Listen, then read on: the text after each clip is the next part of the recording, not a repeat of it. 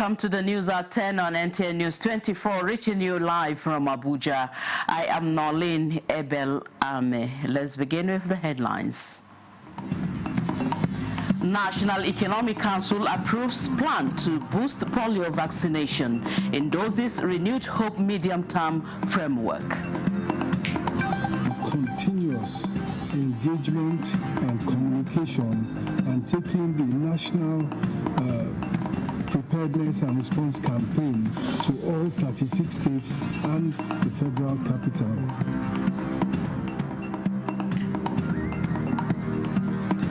Federal government sets up committee to tackle ASU demands.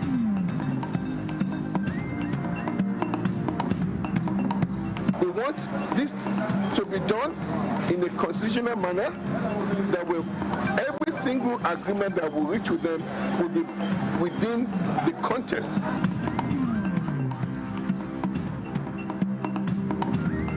Nigeria Police Force busts syndicate behind fake NIMC website over data theft and fraud.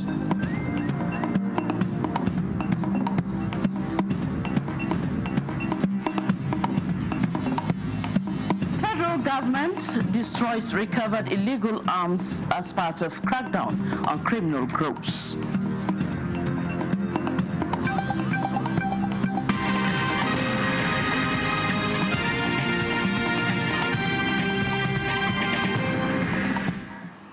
We begin in the State House, where the National Economic Council at its 151st meeting has approved a proposal to strengthen polio vaccination coverage, which has increased from 81 to 84% with focus on routine immunization.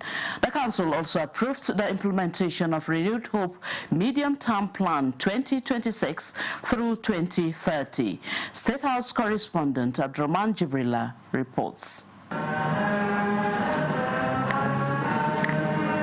This is the 151st National Economic Council meeting and the fourth in the year 2025, chaired by Vice President Kashim Shettima. Issues of the type 2 new variant of the polio virus, the Council received the committee responsible for bringing an end to the spread of the disease. The progress so far made has shown that epidemiological data is on a downward trend from about 78 cases in 2024 as at the 33rd week, which is the week of our last meeting in August. Now it has gone down to 42 cases. And also Kano and Katsina states particularly have recorded 85% and 84% reductions respectively. With low record in the year 2025, out of the 23 cases across the country, 13 are from Sokoto State, and the Council has taken appropriate steps to ensure no more cases recorded through increased vaccination coverage with focus on routine immunization. Out of the 23 cases recorded in 2025, Sokoto has 13 cases. And so the committee has reported that, and we've discussed with the governor of Sokoto State with a view to how to strategize and see that they give effective coverage. The committee recommended to NEC that deputy governors, and as usual, that is the deputy governors as the chair state committees, should chair state task force meetings in at least 2 weeks before the next rounds of immunization campaign, particularly in the key prone states like Kano, Kebbi, and Sokoto states. The Honorable Commissioners of Health in the states and executive secretaries of the primary healthcare development agency should conduct post-campaign reviews so that they will address gaps and develop mop-up plans against the future activities to be undertaken. Following the expiration of the Nigerian Medium-Term Plan 2021 to 2025 in December, the Council has approved the implementation of the Renewed Hope Medium-Term Plan 2026 to 2030, calling on all stakeholders to support the development of the second phase, for economic growth and prosperity.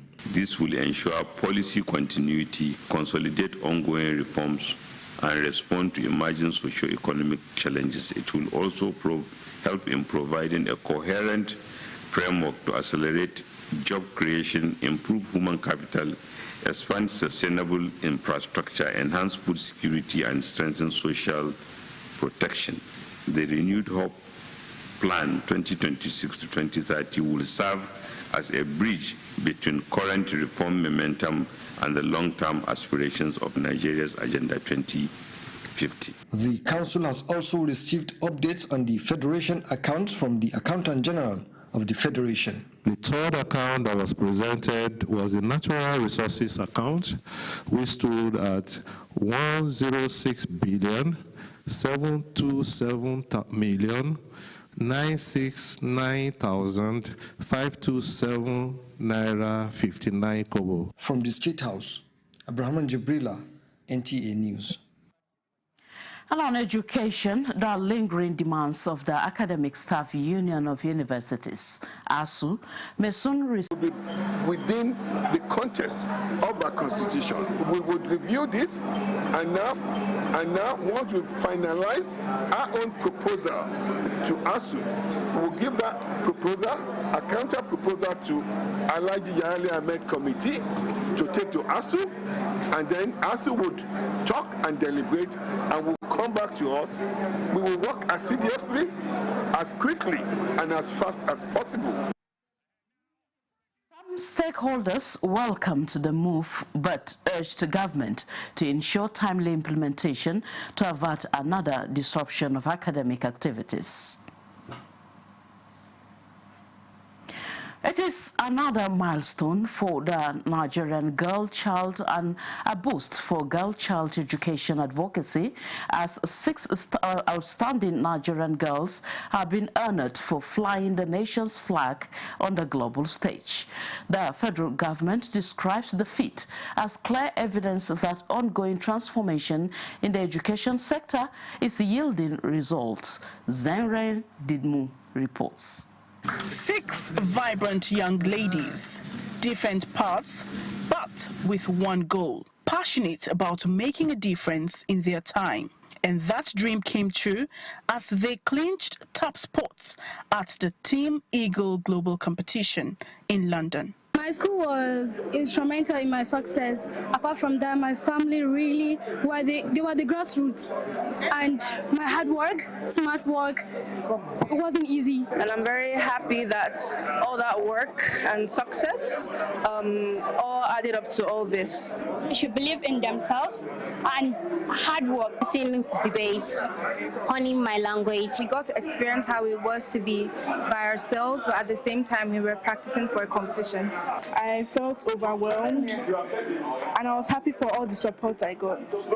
Among them are 3 from Yobe State, once considered disadvantaged by insurgency that stalled education.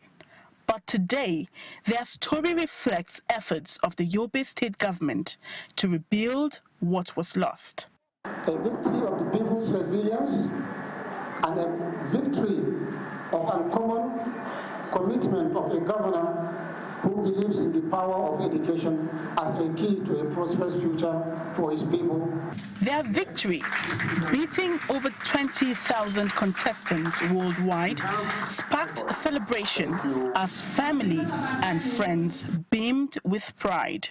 We take this moment as further motivation to strengthen our commitment towards nurturing creativity, critical thinking, and excellence in our schools. And the mandate of the president, the commitment of the president to Nigerian youth is that he has their back, and is committed to ensuring that every single child in this country gets the highest quality of education.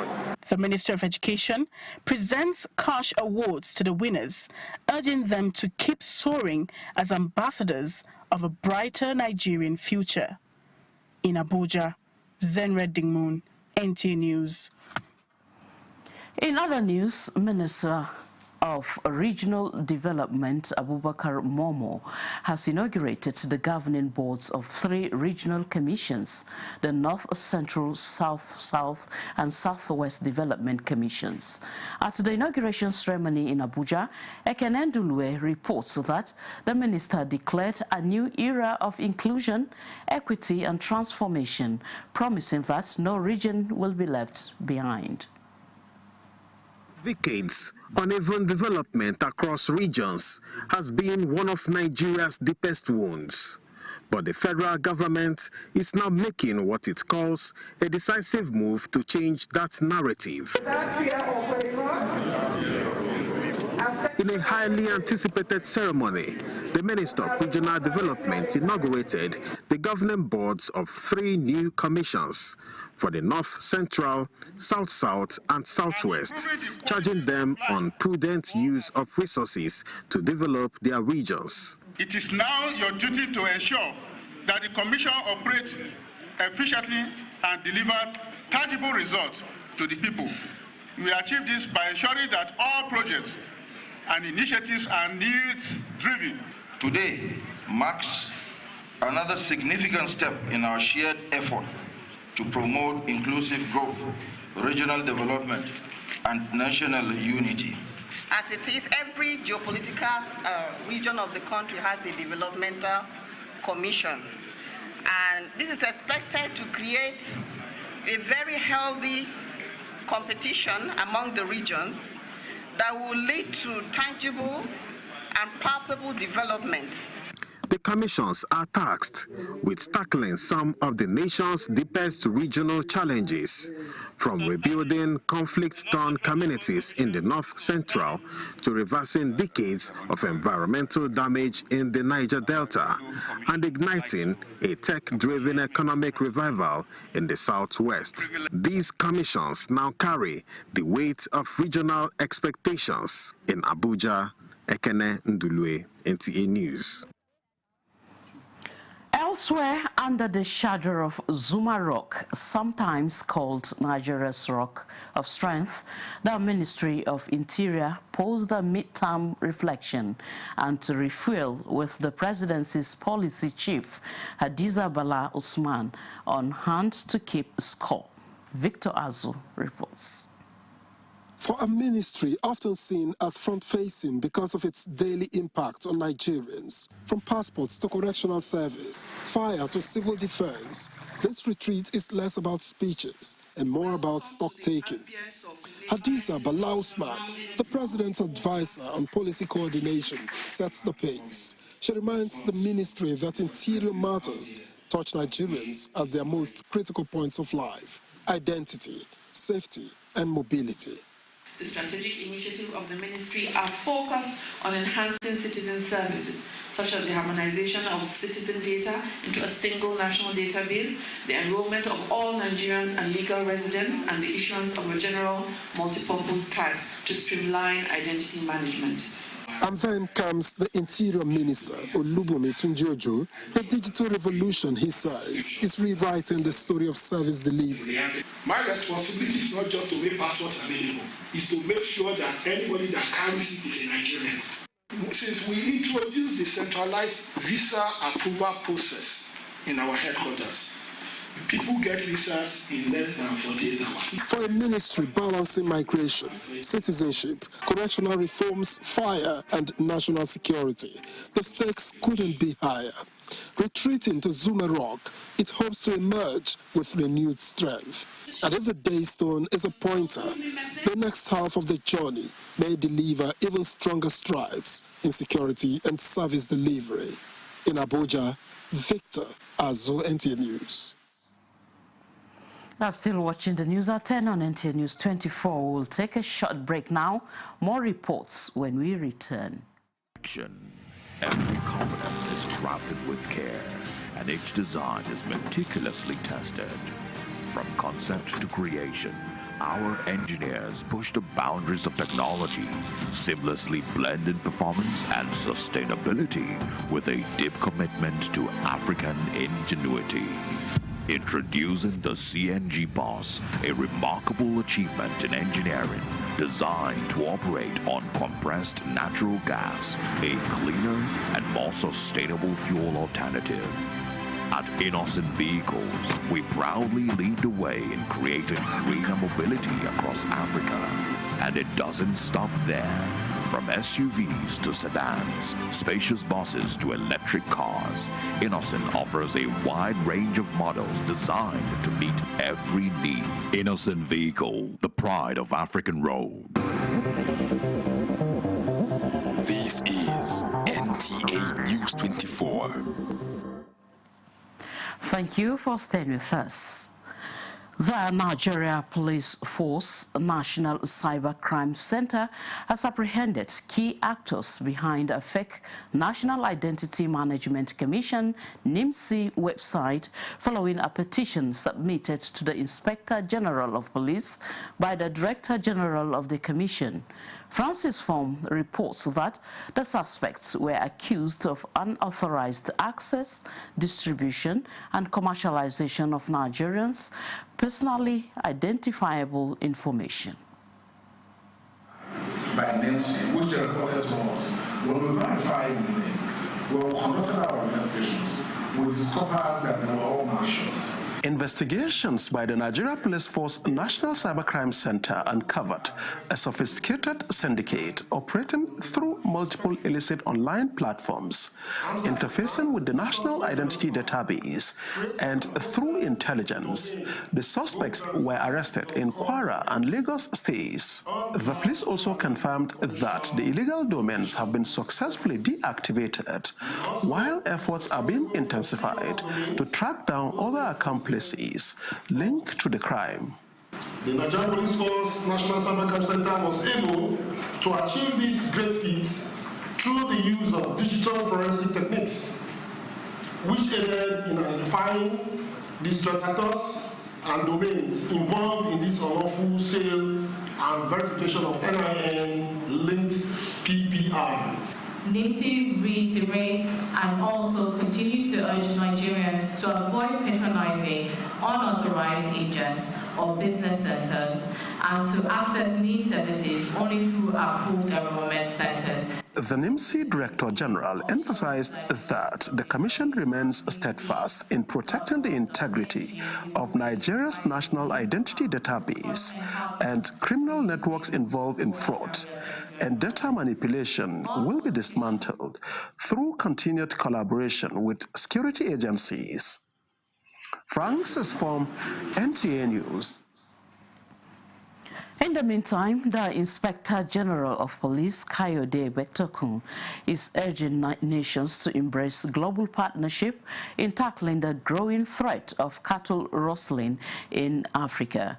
Speaking at the 27th Interpol African Regional Conference in Cape Town, the IGP highlights how cattle rustling has evolved into a transnational crime, fueling terrorism financing and cross-border criminal networks. He notes that the problem is now entangled with wider security issues such as the trafficking of dangerous materials and the outbreak of livestock-borne diseases.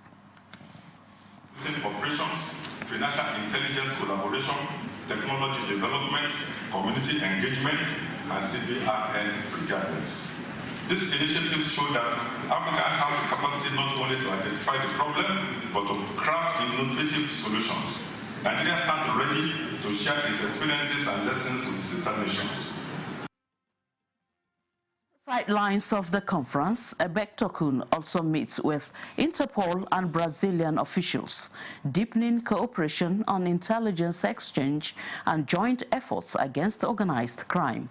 He reaffirms Nigeria's commitment to leading in regional security, sharing best practices with partners, and building the resilience needed to keep Africa and the wider world safe.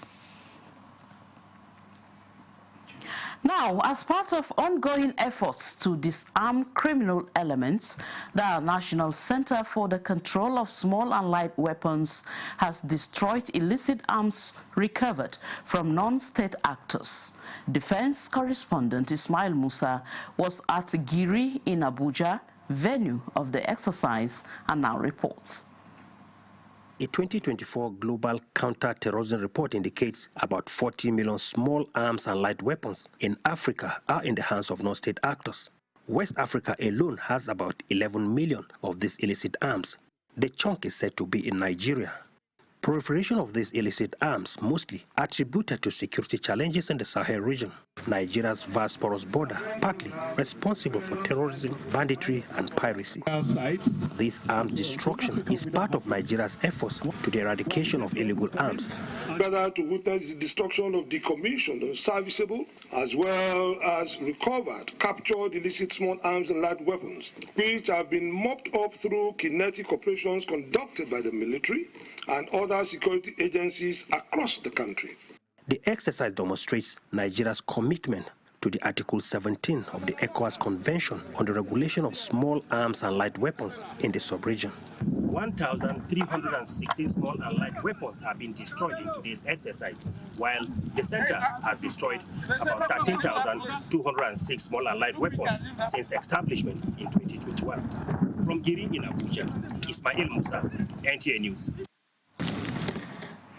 And talking politics, the federal government, through the National Counter-Terrorism Center in the Office of the National Security Advisor, has canvassed the support of stakeholders in the Southwest geopolitical zone towards developing a disarmament, demobilization, and reintegration framework for peace and security in Nigeria. The Southwest Zonal Consultation on the DDR framework, which is supported by the UK Spring Programme, brought together representatives of state governments, security agencies, socio-cultural groups, and experts to dialogue and build consensus on breaking cycles of violence and finding collective pathways to sustainable peace and reconciliation in the country. Nigeria have been fragmented and often reactive and limited in scope. Without a unified or strategic and nationally aligned framework, these efforts risk being short-lived. We want to know what policies you have, what legal instruments you have, what you think about the harmonization process, what particular views you want represented in the framework. This effort, which is part of the Strategic Anglo-Nigeria Security and Defense Partnership, focuses on the non-kinetic approach. For us, ultimately, success is reduction of violence. Discussions to identify the root causes of violence, conflict, and insecurity in the Southwest geopolitical zone, with far-reaching recommendations towards producing an acceptable national DDR framework embedded with the peculiarities of each geopolitical zone. But also rebuild trust, justice, opportunity in our communities. The success of our DDR framework therefore depends critically on decentralizing its implementation to reflect Nigeria's federal character. There's nothing like ethnicizing criminality. When you ethnicize criminality, you're not going to find a solution. To understand that it's a problem that we have in our midst that will not go away if it is not addressed. And using the DDR template, which has been proven to work all over the world, is the right step in the right direction. The federal government's quest to transform security challenges into opportunities for healing and progress is applauded by stakeholders as a pointer to a peaceful and prosperous future for the country.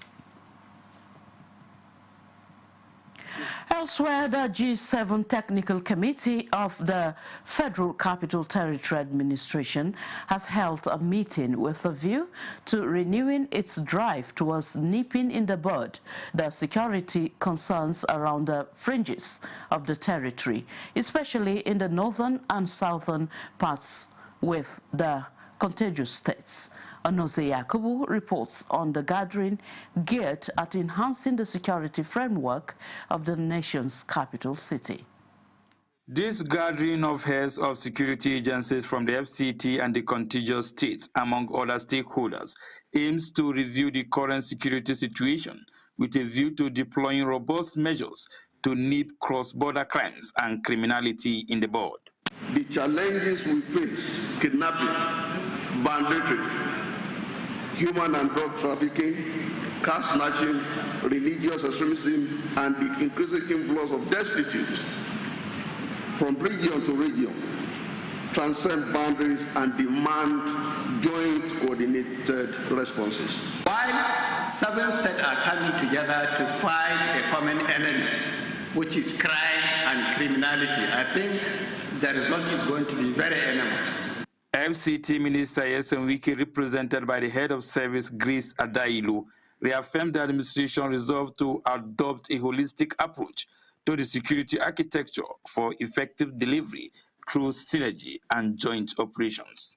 Together here, we can and must talk about and establish food security, health security, education security, gender security, and all emphatic reference of security parity. In a rapidly evolving world, the nature of threats and the challenges have become increasingly complex and dynamic. Criminal elements have adapted, exploited technological advancement to further their illicit activities, thus requiring such a dynamic approach like a synergy and a joint operations, among other strategies to overcome the exploits of criminally minded individuals. The G7 committee comprises Commissioner of Police, State Directors of Security, and Commandants of Nigerian Security and Civil Defense Corps of Benue, Kaduna, Kogi, Nasarawa, Niger, and Plateau State, as well as the FCT. A communique is expected at the end of the meeting. Onoze Yakubu, NTA News. Another break beckons more reports when we return.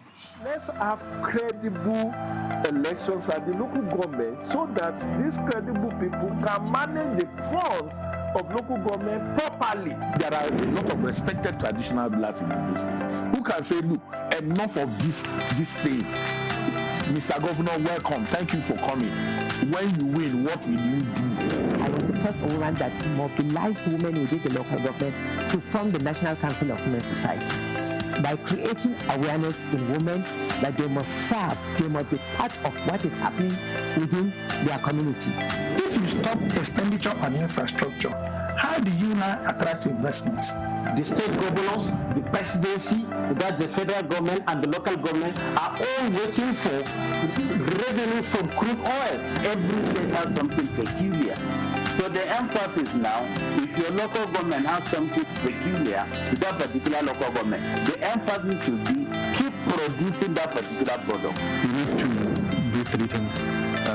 Prevent the ability of the terrorist groups to generate funding, their ability to recruit, and then their ability to access weapons. I actually rule like this way. Title, I sit in the front row in the church, or if I'm going to Northern, I'm calling people are passing in God's own house. What am I doing? I'm mentoring a new generation who thinks that the only way to be taken seriously is to be seen to have a lot of money. Morning Nigeria, live every weekday between 7 a.m. and 9 a.m. on the network service of the NTA. Thank you for being there. The Director General of the Bureau of Public Procurement, BPP, Dr. Adebowale Adedokun, has called for urgent governance reforms, transparency, and stronger procurement systems to close Nigeria's widening infrastructure gap. Speaking at the 65th Annual General Conference of the Nigerian Bar Association, NBA, in Enugu, Dr. Adedokun warned that Nigeria needs $100 billion annually and over $3 trillion in the next 30 years to address its infrastructure deficit. He stressed that while funding is crucial, it is insufficient without tackling corruption, weak institutions, and insecurity. According to the BPP boss, the country must prioritize public-private partnerships, infrastructure bonds, and asset recycling, while also strengthening anti-corruption mechanisms and procurement oversight. He noted that more money without transparency and strong institutions will only result in more waste. Dr. Ade Dokun called on state governments, which bear the heaviest burden, to take the lead in driving sustainable, well-governed infrastructure projects.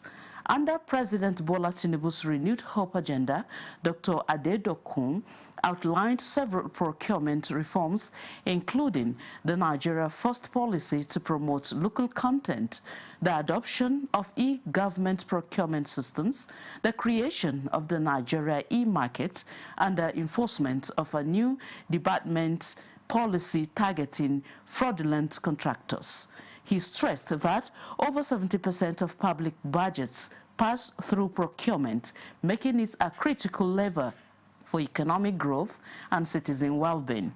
In the statement signed by Zira Zakanaga, head of public relations at BPP, the DG called on legal professionals to support reforms by ensuring contract quality, risk management, and transparency in procurement. The Renewed Hope Initiative, in collaboration with the Tony Elumelu Foundation, has launched a nationwide women economic empowerment program across 36 states of the country. Tina Toro reports that the program supported 500 business women in Borno State with grants to boost their small-scale businesses and enhance their economic status. Dr. Falmata Babagana Umar Zulum, wife of the state governor and coordinator of the Renewed Hope Initiative in Borno State, represented Nigeria's First Lady Oluremi Tinubu at a ceremony where the women received 50,000 naira each. Wife of the governor praised the initiative, calling it a beacon of hope for many women, and lauded Oluremi Tinubu for the unwavering commitment towards ensuring sustainability of women empowerment through the Renewed Hope Initiative. She emphasized that the support is not alone, but a grant and seed of hope for small-scale entrepreneurs. When you empower a woman, you empower a household, a community, and indeed a nation.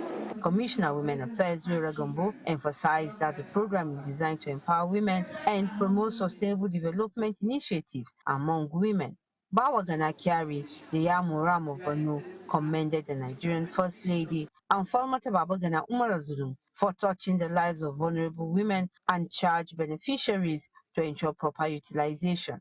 Beneficiaries were overwhelmed with gratitude, thanking Dr. Falmata and the state governor for their support. The program emphasizes that the support is a grant, not a loan, and aims to foster hope and entrepreneurship among women in Borno State. In Maiduguri, Tina Turu, NTA News.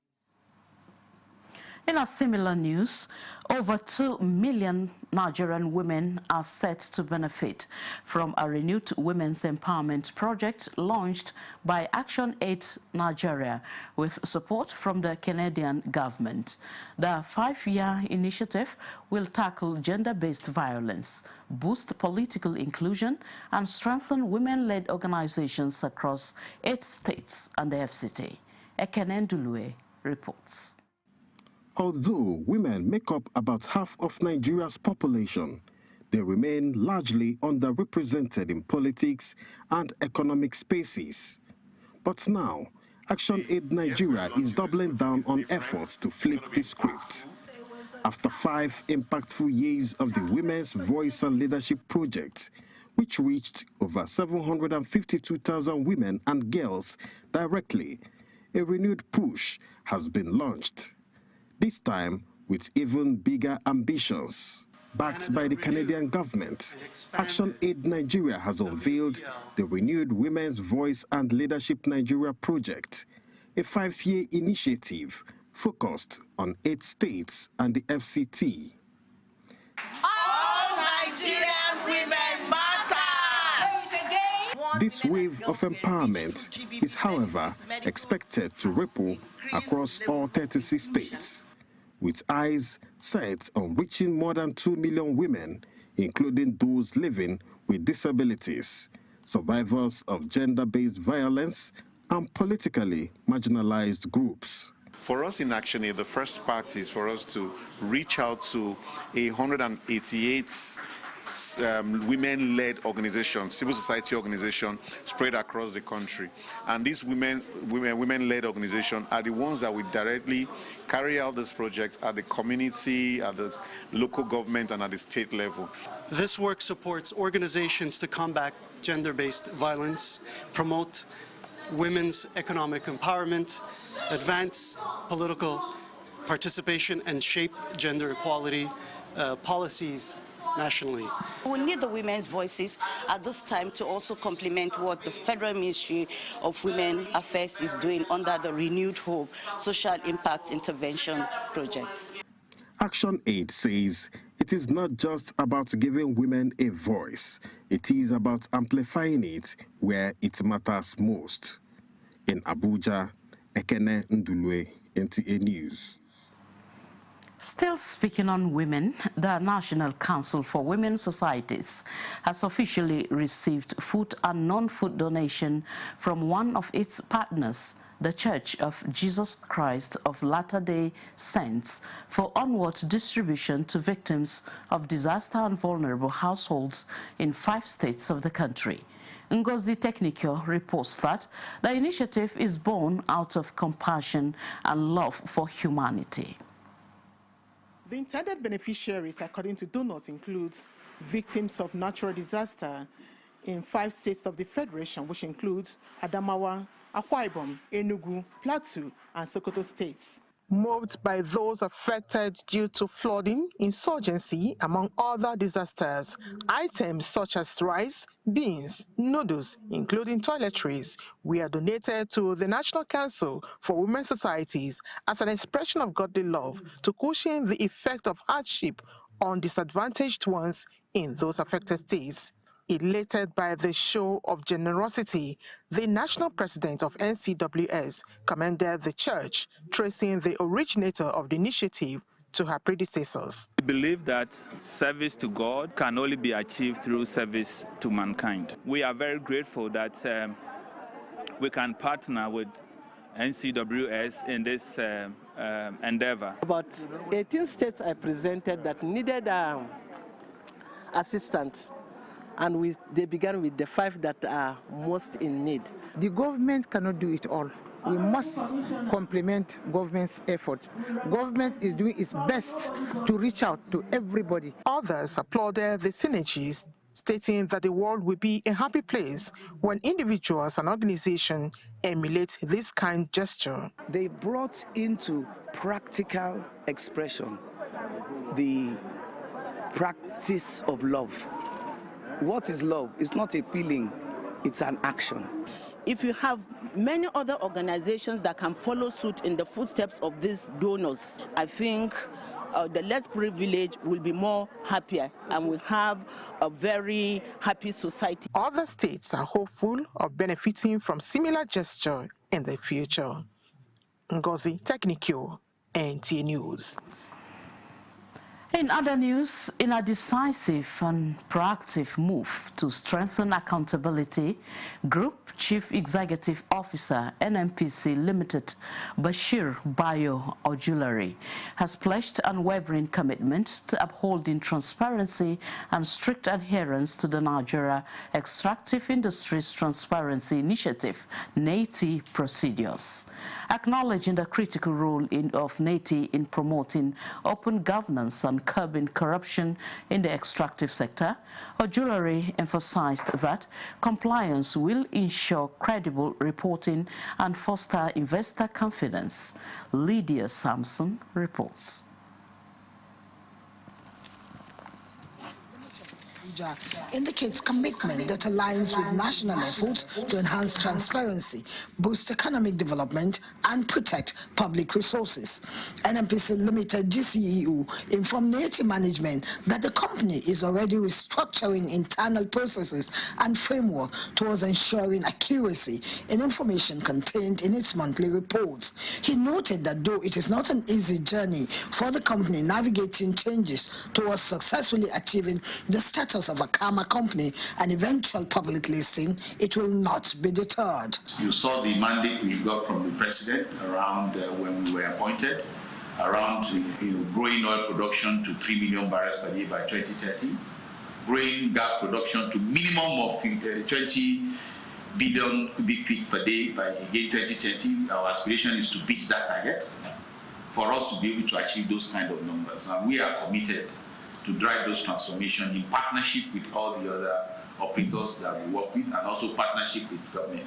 He announced a compliance department headed by Nasiru Jajiri as the Chief Compliance Officer for proactive performance and participation in compliance with all key requirements. Neti Executive Secretary Dr. Oji Obonai Oji commended Ojulari's resolve, viewing it as a positive step towards sustainable management of Nigeria's extractive resources and enhanced corporate governance. Welcome this development, has applauded these developments as evidence of bold reforms under this administration, which Neti has supported with credible information and data. GCO, sir, ladies and gentlemen, these investments and reforms can only be sustained in a stable, transparent, and competitive environment where NNPC operates with accountability and efficiency. They committed to boosting investors' confidence through the provision of regular, accurate, and timely financial reports. In Abuja, Lydia Sampson, NTA News. Nigeria's quest for Category C seat in the International Maritime Organization Council has continued to receive global endorsement. The latest is coming from the government of Switzerland when the country's ambassador to Nigeria, Patrick Felix Egloff, paid a courtesy visit to the Minister of Marine and Blue Economy, Adeboyega Oyetola, in Abuja. Chikunonsonwa Bweze reports. Category C seat for Nigeria at the International Maritime Organization IMO Council would no doubt enable the nation make meaningful contributions to international maritime operations and governance. As IMO's October-November 2025 election draws closer, the government of Switzerland is joining other countries in supporting Nigeria's candidacy with the presentation of its letter of endorsement by her ambassador to Nigeria, Patrick Felix Egloff. You're a very important country, you're a very strong country, and in particular in this field of maritime issues. So Switzerland is very happy to support. You're a very strong candidate who support your candidacy.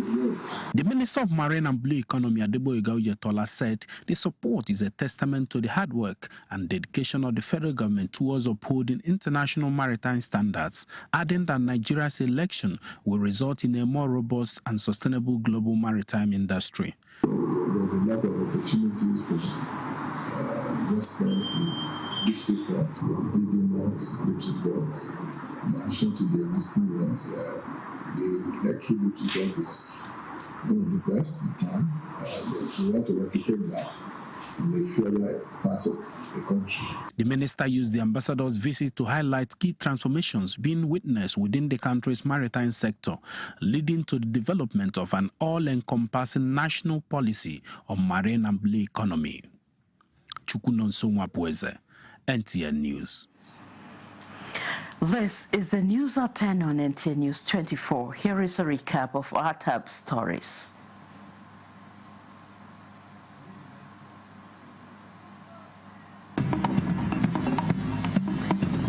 National Economic Council approves plan to boost polio vaccination, endorses renewed hope medium-term framework. Continue engagement and communication and taking the national preparedness and response campaign to all 36 states and the federal capital.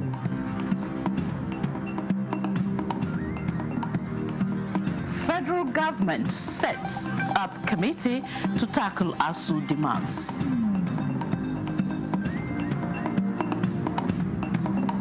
We want this to be done in a constitutional manner that will every single agreement that we reach with them will be within the context.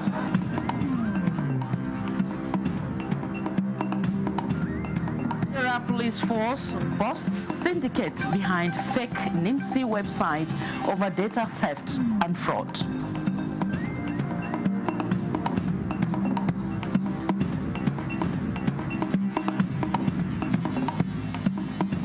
Federal government destroys recovered illegal arms as part of crackdown on criminal groups.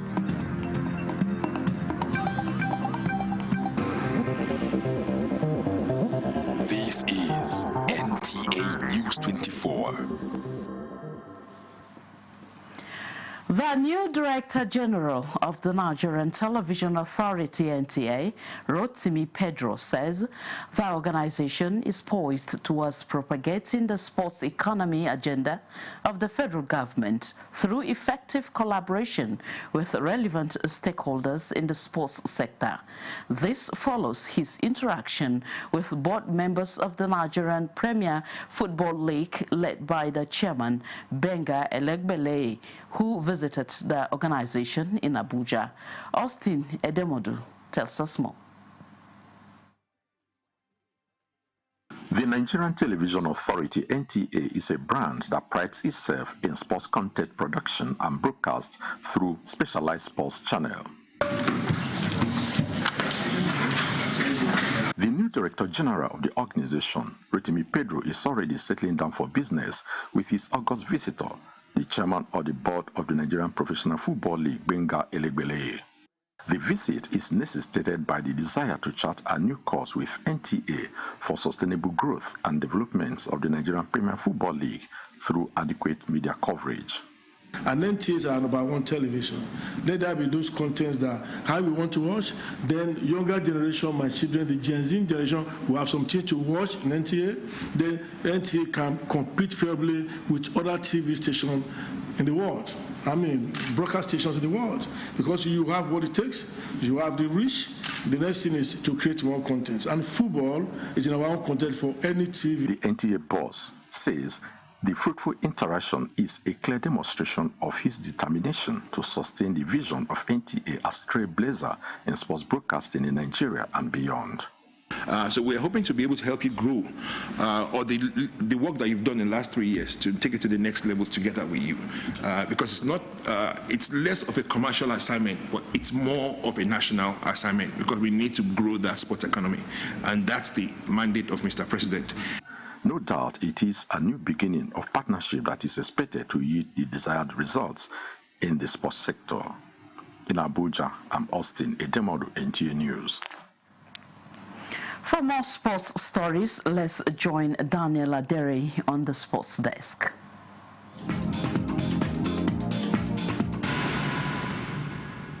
The Nigeria Football Federation, NFF, has confirmed dates for the 2026 Women's Africa Cup of Nations qualifiers between the Super Falcons and the Cheetahs of Benin Republic.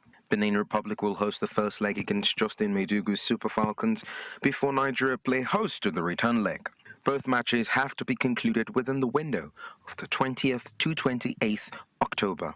The winners of 11 final qualifying fixtures will join hosts Morocco in the final competition that has since been scheduled for March 2026. All 4 semi-finalists at the competition will pick tickets to the 2027 FIFA Women's World Cup Finals in Brazil.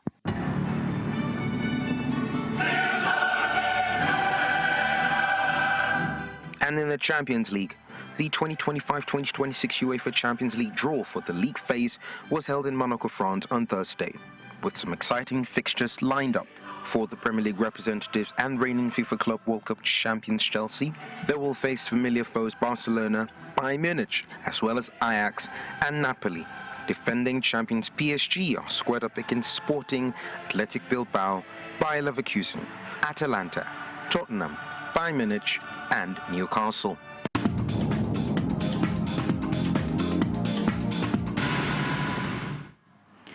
On foreign news, forced deportees arrive in Rwanda as part of a deal with Washington.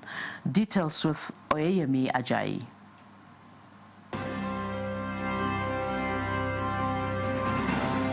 Rwanda says a first group of 7 deportees from the United States have arrived in the country in mid-August under an agreement with Washington. A government spokesperson added that each case was vetted under the bilateral agreement, which allows Kigali to review and approve migrants from granting entry. No information was provided about the identities of the deportees, but an official said that they have been accommodated by an international organization. They are also being visited by the International Organization for Migration, as well as representatives of Rwanda's social services. In addition to accommodation, those approved for settlement in Rwanda will receive workforce training and health care. 3 of the deportees say they want to return to their home countries, while the other 4 wish to stay and build lives in Rwanda. Earlier in August, Kigali said it would accept up to 250 people to be expelled from the United States under President Donald Trump's anti-immigrant agenda. Rwanda is one of the 4 African countries that have reached deportation agreements with Washington. The others are Uganda, Eswatini, and South Sudan. Human rights experts have said that deportations may break international law by sending people to countries where they face the risk of torture, abduction, and other abuses.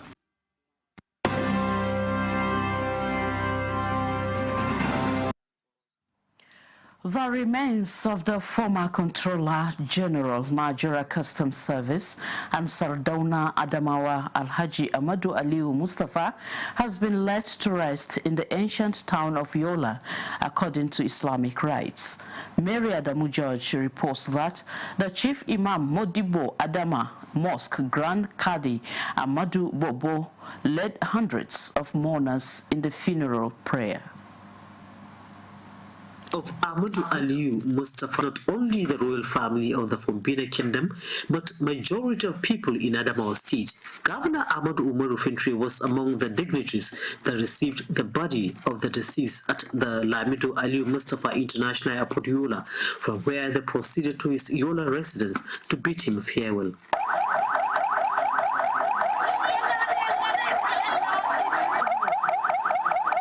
Grand Qadi Amadou Boboy led hundreds of mourners to funeral prayers at the Lamido Adamawa Palace.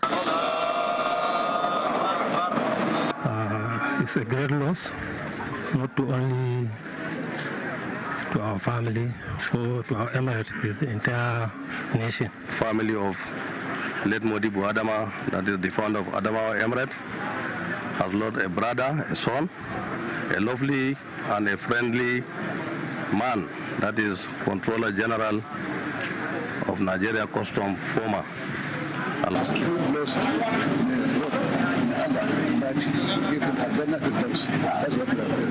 Age 76, the former Controller General Nigeria Customs Service Amadu Aliyu Mustafa died at his Abuja residence and left behind a wife, 4 children, relatives from royal Fombina Kingdom, including elder brother Lamido Muhammadu Barkindo Aliyu Mustafa Lamido of Adamawa. In Yola, Mary Adamu Judge, NTA News. May his soul rest in peace. And that concludes the news at 10 on NTA News 24. Thank you for watching. I am Nolin Ebel Ame.